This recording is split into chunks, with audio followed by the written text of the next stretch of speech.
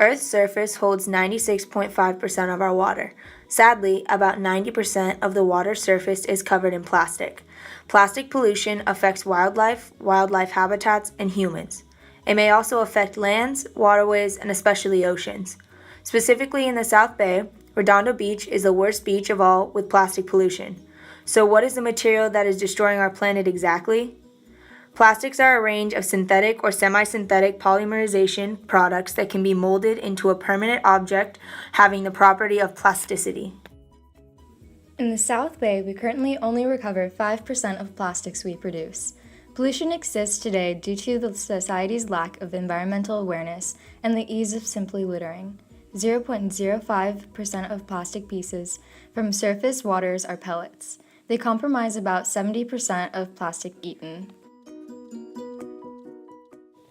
Sea turtles that usually live beyond 150 years are now dying off at early ages due to consuming different types of plastics.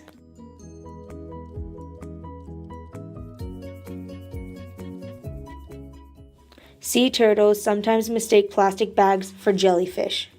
Plastics in the ocean can affect them by entanglement or food mimics. It clogs their intestines, causing them to miss out on vital nutrients, leading to a demise. They also feed on little pieces of hard plastic.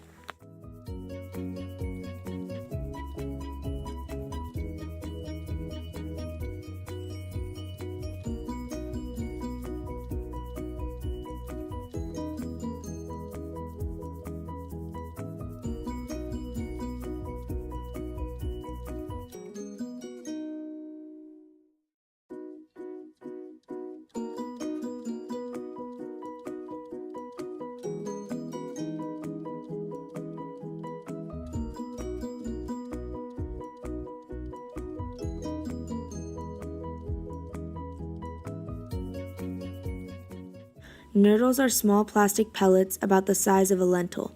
Countless billions are used each year to make nearly all of our plastic products, but many end up washing up on shores.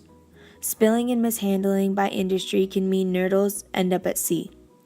Nurdles attract and concentrate background pollutants like DDT and PCBs to highly toxic levels. Nurdles do not go away. Like other plastic, over time, they just fragment into smaller and smaller plastic particles. Like other plastics, nurdles are mistaken for prey by many marine animals and seabirds, and they enter the food chain. At the size of a grain of sand, plastics are mistaken for planktonic food by animals lower down the food chain. Once ingested, microscopic plastic particles can pass straight into the animal's circulatory system and lodge into their tissues. Unlike larger pieces of plastic like bottles, nets, and bags, there is no practical way of removing those microplastics from the sea. These pollutants are often 1,000,000 times more concentrated on a nurdle than they are in the seawater. It's also known as in the surfing community as nurdles or jujubes. And if you go on any beach in the South Bay and you look in the sand, top part of the sand, usually on top of the berm area, you'll find these little plastic beads. And there's millions and millions and millions of these things. And in the surfing community, you call them jujubes or nurdles. And the actual name is pre-production plastic. And they fall off the sewer lines, they end up in the storm drains, and they get washed out to sea. And in the winter ocean time, they get washed up on the top of the berm, and they sit on top of the sand. If you look there really closely, you'll find millions of them. You sit there in the little area, they'll be in your hand, you can just figure it out. So they're piling up on the beach, and you can't really get rid of them. So they're just collecting. I heard some animals like fish eat them and so on and so forth. Styrofoam is found commonly in the South Bay. It is a petroleum-based plastic made from the styrene monomer. At ground level, styrofoam can pose a dangerous amount of chemicals into the air called tropospheric ozone. Animal studies have shown that long-term exposure can cause structural damage to the lungs.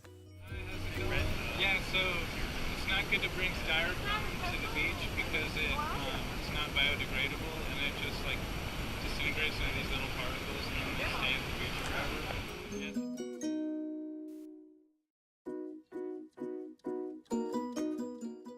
Over 300 billion cigarettes are sold in the U.S.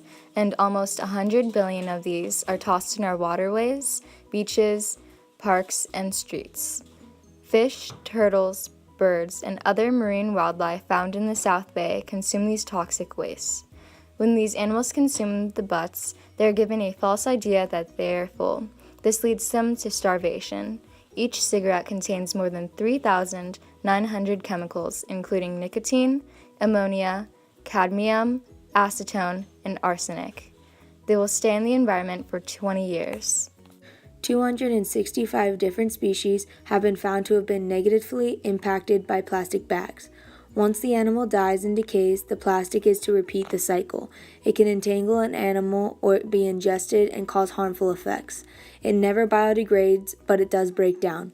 Many toxic additives they may contain, like flame retardants, antimicrobials, and plasticiers, will be released into the environment and can disrupt the endocrine systems of animals, most common on beaches in California or South Bay. Plastic affects the South Bay environment by being convenient and inexpensive, but also is challenging to dispose. Plastic goes into most landfill in the South Bay, and once they become litter, they can find their ways in most beaches, and if they are burned, they infuse the air with toxins. Plastic can't break down on its own, as it is non-biodegradable. In the South Bay, plastic pollution isn't a major problem, as it is amongst other areas in the world, or other dilemmas such as oil. Although the amount of plastic pollution in the South Bay isn't too devastating, there are still major effects of human life, such as major chemicals that are highly toxic that can cause cancer. Bacteria, parasites, and chemicals can also cause major damage to human bodies. Human beings are affected by plastic in direct relation to its toxic components, such as mercury, lead, and cadmium. Plastics also contain cancer-causing agents and can lead to the disruption of the endocrine system. People are not only exposed to these chemicals during manufacturing, but also by using plastic packages, by transferring its toxicity to foods they may contain. Healthcare costs for illnesses related to beach bacteria from pollution range from estimated $21 to $414 million each year in Southern California.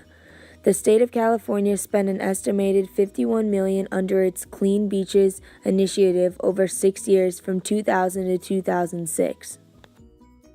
On average, the South Bay is relatively clean compared to its counterparts. In the South Bay, around $3.8 million are spent annually on maintenance.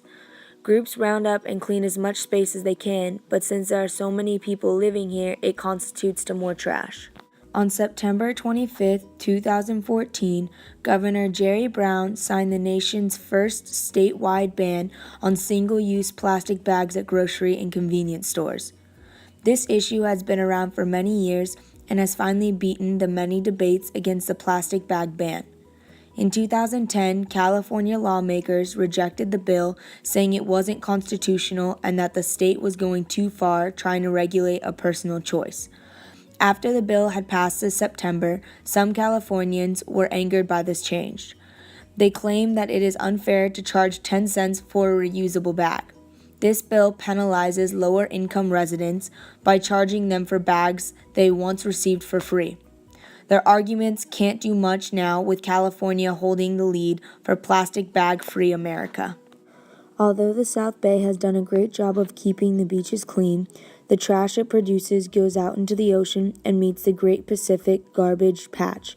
Scientists estimate that the Great Pacific Garbage Patch, a massive collection of plastic and other marine debris in the North Pacific Ocean, is roughly twice the size of Texas. This is where a huge portion of our trash goes. It keeps circulating through the ocean currents, creating an island of trash. The dense debris can sink centimeter to meters, making it nearly impossible to measure the island's density.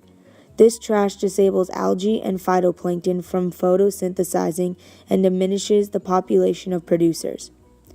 This then threatens the whole entire food web. Plastic has devastated not only the South Bay, but many other environments as well. The different types of plastics can cause cancer, bronchitis, and disruptions in your systems. Scientists have found nurdles most deadly for their abundance in numbers and small sizes, and especially for their higher cases of DDT and PCB. Plastic bottles, cigarette butts with plastic filters, styrofoam, and plastic bags have also been top culprits for plastic pollution.